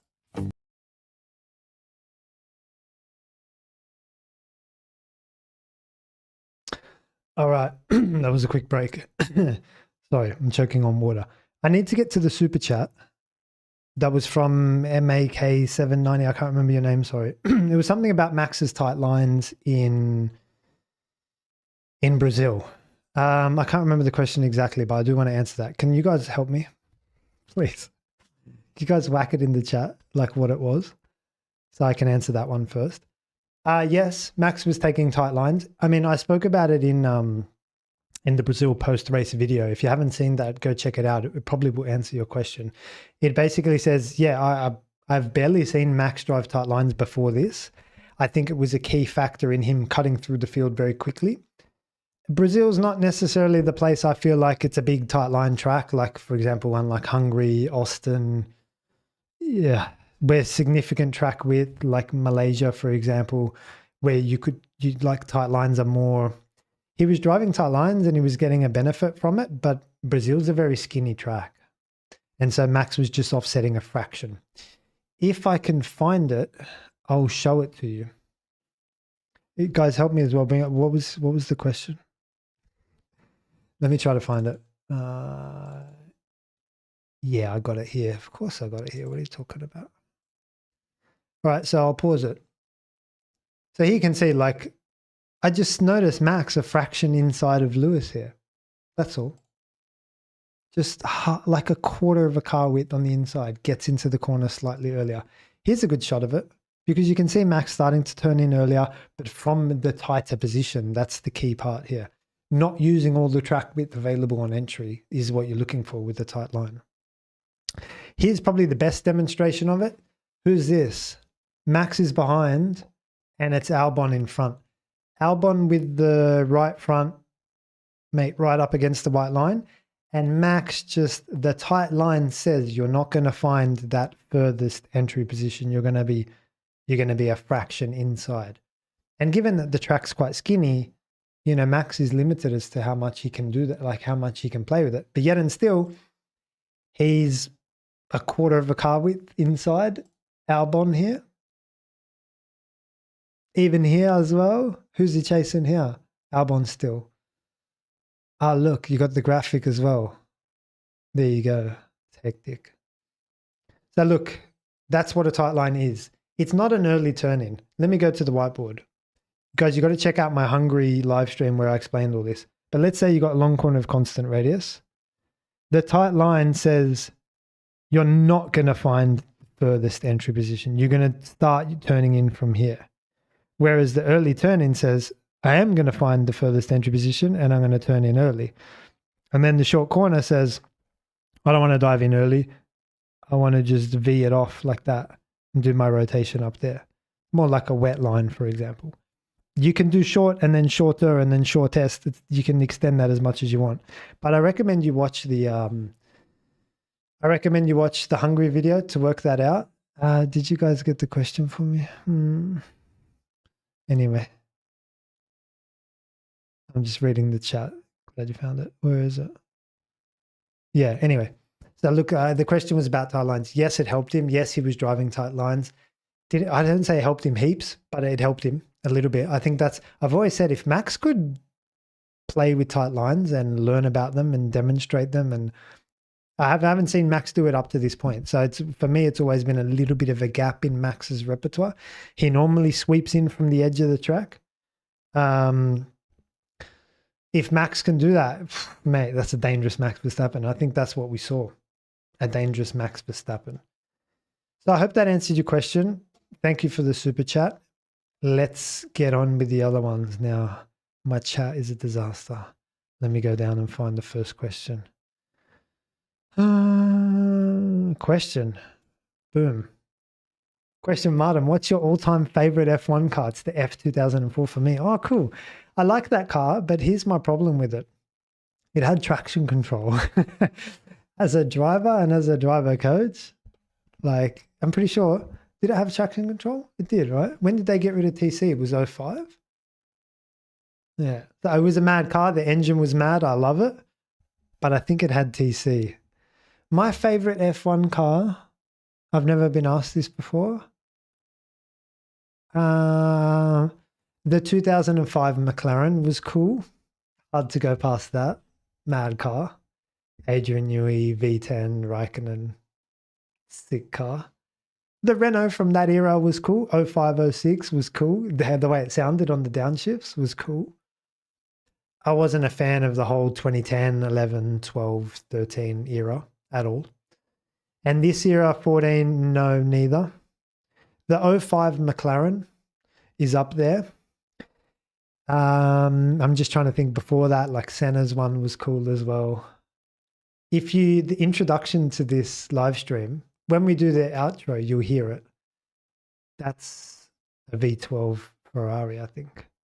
When I finish the live stream and when I start the live stream, you'll hear it. That's a V12 Ferrari. I like that.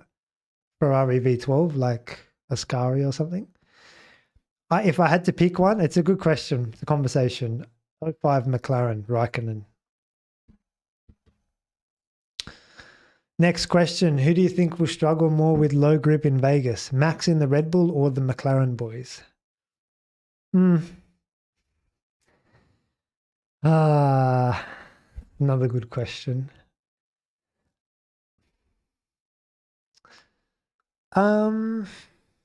I'm just trying to think what can I lean on in terms of experience? When's the last time we had no grip, mechanical settings? Like, I feel like it was Mexico. I know that's really weird to say because there is some decent high-speed corners in Mexico, but the downforce is not being generated because there's no air. So it's that. So, and you do need to be progressive with your inputs. I feel like Mexico is my barometer for that. I'd say Max initially, but he might find a solution because that's what Max is so good at. What can I like? And that's what they've been struggling with. Like Brazil, it's hit and miss. Sometimes they get a solution and Max is rapid, and sometimes they don't, and he's nowhere. I think surely Max will struggle more than the McLarens. Like, geez, the McLaren's a mad car. It's a mad car. The Red Bull's not a mad car. It can be a good car, but not necessarily. I think Max will struggle more. The pit lane is short also. Yeah, good call out for strategy. It's a good call out.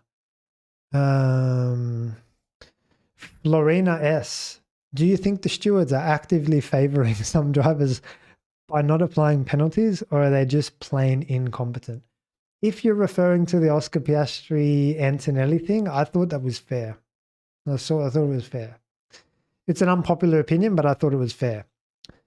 I thought it was fair from a guideline perspective, but I also thought it was fair from a racing perspective, as in Oscar should have gone in there and competed for the corner. That's what I would want him to do, which is what you should do. I think I've got correlation between what racing should be and what guidelines should be. You've got to be sufficiently alongside. He was for a bit, but then he fell out of that. Like he was going sufficiently alongside, but then he fell out of that. Antonelli pulled him out of that window under braking.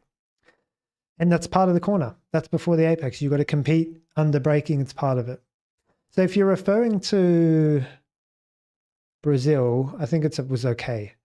If you're referring to Mexico, I don't think it was okay. Like for what Max did at turn 2 with Lewis, you got to go back and see my Mexico analysis for all the reasons why. But Lewis had the inside into turn 2. And Max just cut the track at turn 2, turn 3, and all good. So that was a bit sus, curious. And there was one more. Oh, Leclerc turn 1 in the race start. Leclerc turn 1, turn 3 was a bit, come on. He just opened the steering and floored the throttle. So I don't think that was great. Let me see if I can just bring up a few. I want to answer your question properly. I'm just thinking out loud still. Let me see if I can bring up. What track was it? Mexico. Yeah, this one. I didn't like this from Max. So here's the thing. So up the inside into turn 1, all good, no problem. Went for a gap, got the move. Yeah, they brush wheels, whatever. It's racing. This one where Max goes off the track at turn 2, when Lewis is on the inside, he's sufficiently alongside, he's got to the apex first, he's in control of the corner, blah, blah, blah. And then Max goes off and cuts the track and keeps the place. That one, I didn't like it. And I've called out before that I don't like that wording in the guidelines that says we'll give precedence in a set of S's or whatever. In a set of S's or chicane or sequence of corners, we will consider the first or something. And I'm like, that's rubbish. You're going to get stuff like this happen. How do you analyze in that context, how do you analyze 2008 Fuji? These guys were going at it the whole lap. Do you rewind and say, well, hang on, at turn 10, Massa was in front. So whatever happened for the rest of the lap, whatever. I don't think that's racing. I think you've got to go corner by corner. And I think in turn 2, Lewis was entitled to space. So I know I'm going a long way about answering your question. I'm just thinking what happened in Brazil, what happened in Mexico. They're probably incompetent. Never attribute that to malice to which you can attribute to stupidity. They're probably incompetent. Question. If Lando is getting rid of the Delta, is that sustainable in the long run or only sustainable while the car is a rocket ship? Yeah, it's a good question again. I like the Delta. It gives me information to which I can use. I want it. It's a tool. Like anything, a tool is how you use it. If you give someone a sharp knife, they can create you a beautiful meal or they can kill themselves. Hopefully you don't kill yourself and you create a beautiful meal. The Delta is a little bit like that. It's information. How you choose to use that tool and information, hopefully it's in the right way. So for me, like if I go through turn 1 and I just did a normal turn 1, but I see up 1/10, That's money. There's grip on the racetrack. I know that going into turn 2 or turn 3 or turn 4, I can go after my braking. I'm using the delta to tell me about what I need to do next. If I know that I did a really good corner and I'm down, there's no grip. What's going on? Tires, track, something's gone off. I know there's no point me attacking the rest of the lap. Something's not right. If I made a mistake and I'm down, I mean, I know I made a mistake and I know I'm down. The question is that you risk weight, how much you want to make up for that. So that's how I use the delta as a tool. I think it should be used in that way to give you an indication of what happened and what does it mean and what's the implication and what should you do next. I think it's a disadvantage to take it off. Now, every driver is different. You do you, Lando do Lando. If it works for him and it is working for him, all good. But there could be a case where, like, I thought I was on a good lap and now I'm 3/10 slower. Like, do you know what I mean? Or if I had have known I was down 2/10, like Oscar in China, remember he was down 2/10 on his delta and he's like, you know what, stuff it. I'm going to go all in into the hairpin. And he took pole. There could be a situation where Lando's like, if I had have known I was down 2/10, I would have just sent it in the final corner and see what happened. So then there's that as well. I think I've put together a case that shows you having the delta is better than not having the delta. But there's a caveat. If it works for Lando and that gets the best out of Lando, fine. I don't think that'll be the best. That's not optimal. But if it works for Lando, it works for Lando, but I don't think it's optimal.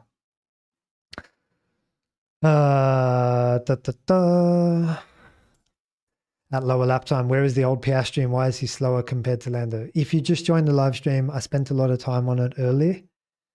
There's a lot happening in terms of the way they use the front of the car, Lando's suspension update. Confidence is downstream of technique. Resolve for technique, you'll find confidence. Oscar spoke about being an active braker, managing his brake pressure during a stop. A lot of that at the front of the live stream. So, yeah, he's struggling on the technical side. I'll park the mental confidence rubbish. I'm not interested. If we can resolve for the technical, Oscar will spring back to life. And that's why Lando's so confident at the moment, because technically he's doing a good job. So I hope that helps. You guys talking amongst yourselves. Great. Yeah, you guys are talking a lot. It's active chat. Whoa. I hate it when it refreshes and it goes past all my questions. Here we go. So here's one. I'll bring it up. But I don't want to miss any more. Yeah, I'll answer this one. Can McLaren do any better this year? They were pretty mid last time around. Yeah, absolutely. You mean in Vegas? Yeah. They'll take the learnings and they've got a better car and Lando's in better form. And yeah, I think so. They'll be competitive. If you're a McLaren fan, they'll be competitive. At lower lap time from Florina. Prime Max in the best car for him versus Prime Lewis in the best car for him. Who wins? Hey, let's urge Max. Max wins every day of the week. I think we saw something. Got to be careful what I say here, but I think we saw a glimpse of what you're saying in 2021. Like that was Prime Lewis and Max was entering Prime, and yeah, the cars weren't like it. They weren't their favorites, but like it was as close as we were going to get to see it. The reason I say Max is because he's better in racecraft. Max will outfox Lewis in starts, attack, defense, restarts. Do you know what I mean? Understand what I'm saying? Yeah. It's this shit. The stewards should be on top of this, but Max wins in this situation. And I just think I've got a video out on this, but I said in Abu Dhabi 21, Max wins, like he wins in both cases. You got to remember, and this is an unpopular opinion, but it's true and I stand by it. If Max is in Max's position and gets given what he got, he wins. He made the overtake and won. That's option A. But if Max is in Lewis's car, you've got to hand over a few things. I'm talking about Abu Dhabi 21 on the restart. If you put Max in the lead on the harder compound of Tyre, You've also got a hand max, ability to control the restart, no DRS for the first lap, track position, and one lap. You've got one lap to go. You've got to hand max all of those things. And I think with ability to control the restart, no DRS, and one lap to go, I think Max wins from there. He'll find a way. He would have found a way to win in both, whether he was in Lewis's shoes or in Max's shoes. So Prime Max is better because on the tactical side, he's better. Starts, attack, defense, racecraft, restarts.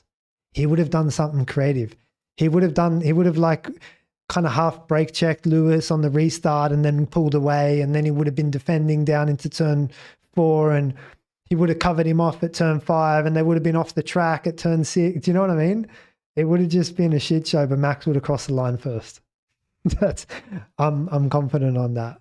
So yeah, Max for the racecraft side. I hope that helps. Yeah, we answered this one. We'll do a couple more. We'll go for another 5 minutes.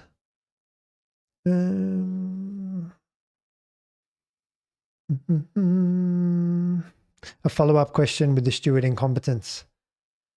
Was the 10-second penalty enough when Max deliberately drove George into Spain? I want to see racing, not boxing. Yeah. Good question. Good shout out. Yeah, I agree. It probably wasn't enough. I mean, who else got 10 seconds recently? Oscar for turn 1 in Brazil. And it's like, hang on. Oscar was a genuine misjudgment. Max was a genuine judgment, if I can frame it like that. And it was like, how can they can't both be 10 seconds. I agree with you. I agree. It wasn't a good look. I think he came out recently and said it was his only mistake this year. And I agree. Ben Newen Racing. Do you think the FIA should add the rule to F1 where the person who causes a stoppage in qualifying gets their lap time deleted? Depends what the cause was. I mean, if they ran out of fuel or the engine blew up or a tire fell off, that would be harsh to get their lap time deleted. But if they do like a Nico Rosberg and do a lockup in Monaco Q3, I get it. Or a Checo Perez or whatever, I get it. A bit tricky. I think I've already said qualifying should be the Q1 and Q2 as per normal, 1 lap shootout for Q3. Because I want to see the drivers do what they do best. I want to see the drivers drive. I want to see them under pressure as well. I want to see them make mistakes. I want to see Oscar's all-in approach in 1 lap and see if he locks up a brake at turn 1. I want to see that. They're under pressure. There's 1 lap to do it. It's the final 10 shootout. I think that'd be mad. You're getting to see humans under pressure with 1 lap. There's nothing more spectacle than that. And you get to see everyone's laps. You'll remember like that Max was a little bit wide at turn 4 and he lost. You'll know everyone's laps. Whereas what we do now is we watch them come across the start-finish line and the ladder just refreshes. And then you've got to jump on YouTube to find out what happened after or wait for the analysis or whatever. And it's like, where did they lose time? You've got to go on and find the telemetry. And whereas if you're watching their laps 1 by 1 under pressure, under a microscope, it's better. Trust me, it's better. So this whole question could be managed with 1 lap quali, which I think would be better. Okay, a couple more. Here's one. Miami Buras. Question. When Lando DNF'd in Zandvoort and Oscar went 30 plus ahead and most acted like the title was already Oscar's, could that have gotten into his head and made him drop his guard? I'm not, I hear what you're saying. I'm not necessarily sure I agree with it on 2 fronts. That he acted like the title was already his. Did he? I'm not sure on that. Did it get to his head and he dropped his guard? I'm not sure on that either. I think everything you're referring to is mental mindset side, and everything I always refer to is technical side. If you haven't seen the picture that I brought up before, I'll bring it up again. But something big happened, which helped Lando a lot. And it was the front end change. And I think that Lando proving to be comfortable with the front end is probably more significant because it's responsible for his weapon lap time lately. I think that's more significant than this here. how they're acting and whether it went to his head and stuff like this. Since that update, mate, Oscar's been struggling to put the sort of damage on Lando. So this orange here is where Oscar beat Lando in qualifying, and they're bigger margins. Oscar's been struggling to do that post the suspension update. He can't put Lando away the same way he used to put him away at the start of the year. So it's like Lando's much happier with this change. And in fact, he's the one starting to put the damage on Oscar in qualifying. That's all it is. That's all it is. That's all it is. All right, lucky last question. And then we'll do a summary and get out of here. Is there any more questions? Yeah, there's heaps here. Got to get through and find one more. I'm just scrolling through the chat, guys, so give me a sec. No, I think I've answered them all. Oh yeah, this is the last question. KJM, sorry I missed your question. Who do you think will be the best driver with the newest regs? Active Aero, best guess. Oh, good question. These are good questions. The short answer is I don't know. If I had to have a stab, I mean, the question is going to be who can work it out the quickest? And I feel like there's a big opportunity here in 2026. New cars, new regs, new driving technique, new style required. Where's the best place to get lap time? Are they strong under braking but bad on traction? Are they bad under braking but good on traction? Do they have a lot of initial front grip? How's the front grip in long corners? Do they prefer short corners, or do they like the minimum speed active in the middle of the corner to keep downforce alive and significant? Like, what are these cars like? And I don't have an answer for that. I'm just thinking out loud. And then who can leverage that and weaponize that and then go and chase lap time and learn how to drive the cars quick? We're in this reg set now, 2025, at the end of a reg set. And Lando and McLaren have brought a new front suspension, and Lando's only now getting to work that out and adapt to it. So it shows you the importance of adapting to change. Therefore, my answer would be Max, because he'll go home and do homework. He'll mod it in some sim and do more laps than anyone and be curious and play with lines, play with things, try and hammer it under braking, try to be progressive under braking. He'll work it out, he'll suss it out, and he'll be the one that's like, I got these regs worked out. So him and Bortoleto are very curious, and unlike Oscar, they use the sim for this, for curiosity and just, what happens if I do this? What if I do this? How does the car respond if I do this? What if I'm following you into a long corner? Like, what happens? So I think it'll be those drivers who are just, okay, let's just put my ego to one side.